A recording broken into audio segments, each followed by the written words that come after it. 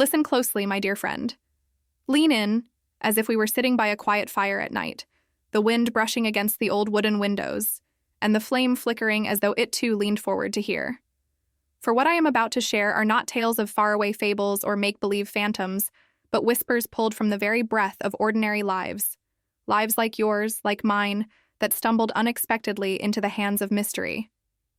Yes, 10 stories, scattered across the vast corners of the internet, where lonely hearts and restless minds confess their encounters to strangers in the night.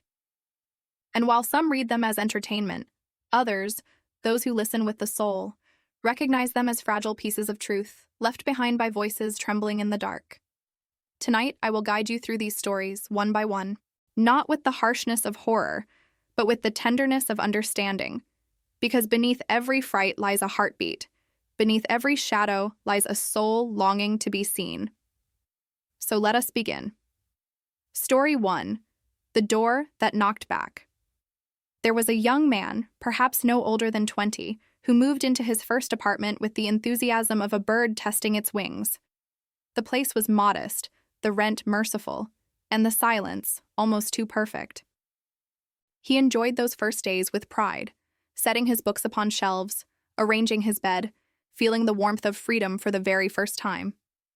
But silence, my friend, can be deceptive. It is often the stage upon which the strangest echoes play.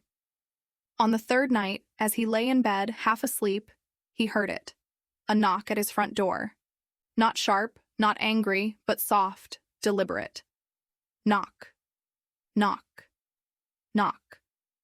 He rose, heart thrumming, expecting perhaps a neighbor. Yet when he opened the door, the hallway stretched empty, lit only by the pale glow of the exit sign.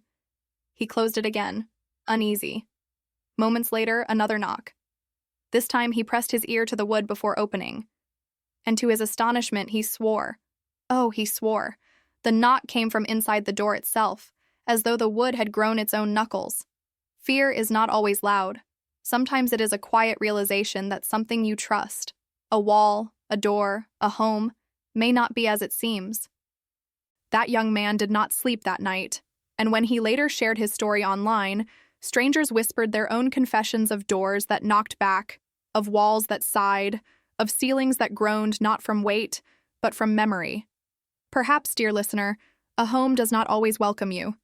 Sometimes it remembers those who lived before. Story 2. The Child in the Mirror. A mother wrote this story late at night, her words trembling across the keyboard. She had a little daughter, sweet, bright, filled with the endless questions only a child can carry. The girl had recently discovered the tall mirror that stood in their hallway, and she delighted in waving to her reflection. "Look, Mama," she would say. "She waves back." The mother smiled at this innocent play, but something in the girl's tone unsettled her. Because the child spoke not with the giddy laughter of imagination, but with calm certainty, as though she were truly speaking with someone separate. Days passed. One evening, as the mother passed the mirror, she froze. Her daughter stood before it, whispering. "What are you saying, love?" the mother asked softly. "She says she doesn't like it here," the girl replied. The mother's heart tightened. "Who says that?" "My other me," the child said simply, pointing to the glass. The woman pulled her daughter away, covering her with kisses, her heart roaring with protective fire. Yet when she looked back into that mirror, she swore the child's reflection lingered a moment longer, smiling, though her daughter was no longer smiling at all. Ah, my friend, children often see what we have long forgotten how to see. And mirrors, they are not merely glass. They are doorways, and not all doorways open only one way. Story 3. The Vanishing Passenger. There is a story from a man who drove long distances at night, working as a rideshare driver. He liked the quiet hours, the cool roads. But one night, near midnight, he picked up a woman who flagged him down by the side of the road. No app, no booking, just a desperate wave. She climbed into the back seat, her voice gentle but weary. "Please," she said, "take me home." She gave him an address not far, a quiet neighborhood where the lamps burned dim. He drove, glancing now and then at her in the rearview mirror. She looked pale, fragile, as though she hadn't slept in weeks. When they reached the house, he turned to tell her they had arrived. But the seat was empty. The door never opened.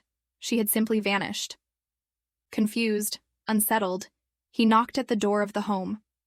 An old woman answered, her face marked with sorrow. When he described the passenger, the woman's eyes filled with tears. "That's my daughter," she whispered. "But she passed away 5 years ago tonight." The driver never worked nights again. Sometimes you see the lost ones still remember the road home. Story 4. The Forgotten Room. A group of college students rented a large, aging house to share costs. It was the kind of house that creaked when the wind blew and sighed when the rain pressed against the windows. One evening, as they explored the basement, they found something unusual: a door hidden behind a row of shelves. With effort, they dragged the shelves aside and unlocked it. Inside was a narrow room, cold and bare, with walls etched in scratches as though someone had dragged their nails across the plaster again and again. At first they joked nervously, calling it the dungeon. But in the nights that followed, strange things began. They heard knocks from inside the walls. Their dreams grew restless. One girl awoke to find herself standing at the door of the hidden room, though she had no memory of rising from bed. Finally, one of them nailed the door shut, praying to forget it. But deep in the night, they still heard it, scratching. Slow. Patient. As though the house itself refused to let them forget. Story 5. The Voice on the Baby Monitor. There was a young couple, fresh parents, who bought a simple baby monitor to keep watch over their infant son. At first, it brought them comfort, to hear the little one breathing softly in his crib. But one night, as they lay in bed, they heard something else through the monitor. A voice. Not theirs, not the baby's. It was low, melodic, whispering words they could not understand. And then, clear as day, they heard their son giggle in response. The father rushed to the nursery, bursting through the door. The baby lay alone, cooing, reaching up toward the ceiling as though someone invisible hung above him. They unplugged the monitor that night. But still, sometimes, when the house was utterly silent, they swore they could hear faint giggles, answered by a whisper they could not name. The heart of Part 1. Ah, my friend, do you feel it? The threads weaving through these stories? Doors that knock when no one stands outside. Children who speak to mirrors. Passengers who vanish into the night. Hidden rooms that hold old secrets. Whispers that play with infants. These are not merely tales of fright. They are mirrors of our own human longing. To be remembered, to be heard, to be understood. For even in fear there is connection. Even in shadows there is yearning. And so, as we close Part 1 of this journey, let your heart hold this. Not every mystery comes to harm us. Some mysteries simply remind us that life is wider, deeper, stranger than we dare believe. Rest now, for the second half of our journey will descend even deeper, into stories of love entangled with loss, of destinies tested by the unseen, of transformations born from the darkest night. For the truest stories, my dear one, are never about fear alone. They are about what fear awakens within us. An old man wrote of his childhood home, where the garden was lush, wild, and full of mystery. Every night, from his bedroom window, he would see a figure standing in the yard. Not moving, not walking, just standing. At first, he thought it a trick of the trees. But one evening, when he told his mother, she went pale. She forbade him to look out the window at night again. But children are curious, as we all know. One night, he peeked anyway. The figure was closer now. He could see the outline of a tall man, face shadowed, hands hanging at his sides. Years later, long after they moved away, his mother confessed. She had seen the same figure when she was a child, standing in that same garden, staring into her window. Perhaps some places are not haunted by one spirit, but by a memory so deep it passes from generation to generation. Story 8. The Phone That Rang at Midnight. A young man lost his brother in a car accident, sudden and cruel. The grief hollowed him out, left him wandering through days without direction. He would lie awake at night, clutching his phone, scrolling through old messages, listening to the voicemail that still carried his brother's voice. One night, at exactly midnight, his phone rang. The caller ID showed his brother's number. His heart raced, his hands trembling as he answered. "Hello?" he whispered. On the other end, silence. And then, a soft breath. Familiar. Loved. Tears burned his eyes as he begged, "Please say something, please." But the line went dead. Some would call it a glitch, a misrouted signal. But in his heart, he knew it was a gift. A moment across the veil, reminding him that love is never destroyed, it only changes form. Story 9. The House That Dreamed. There was a couple searching for a home. They found a quaint, beautiful old house filled with sunlight in the day and charm in every corner. They moved in with joy, painting walls, planting flowers, dreaming of children to fill its rooms. But each night they dreamed the same dream. A dream of fire, of smoke clawing the walls, of hands banging against locked windows. Both would wake in a sweat, gasping. At first they dismissed it. But the dream came again, and again. Always the same. Until one day, while speaking to a neighbor, they asked about the house's history. The neighbor lowered his eyes. "Didn't the agent tell you? The family who lived there before, they died in a fire, couldn't escape. It happened in the night." And so the couple understood. The house itself carried memory. It dreamed because it could not forget. Story 10. The Stranger Who Knew Your Name. A man shared this story online with trembling honesty. He was walking home late one evening when a stranger stepped out from the shadows.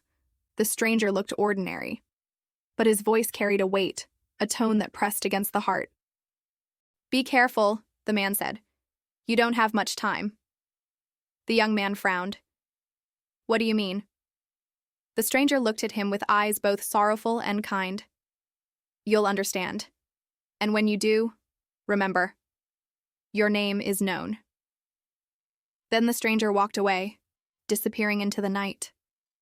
Shaken, the young man hurried home. He never saw the stranger again, but 3 days later he was in a terrible accident, one he should not have survived. And yet, against all odds, he lived. As he lay in the hospital bed, he remembered the stranger's words. "Your name is known." And he understood. Some encounters are not warnings of death, but reminders of life, the closing of the circle. And so, dear soul, you have walked with me through 10 stories. 10 whispers pulled from the world of shadows, where the ordinary world bends and reveals what lies beneath. What do they tell us? That fear is never just fear. That every flicker of mystery holds something deeper.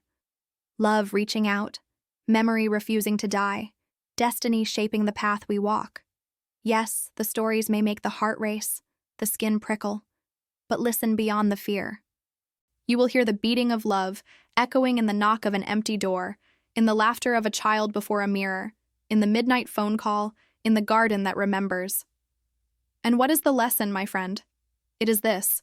Life is far more mysterious, far more precious, than we often dare to see. Every breath is a gift. Every soul we love leaves an imprint that not even death can erase. So when you feel the shiver in the dark, do not only fear it, wonder at it. Perhaps it is the universe reminding you that you are part of something greater, something eternal, something infinite. Remember, your name is known. And with that truth, may you walk into the night not trembling but shining,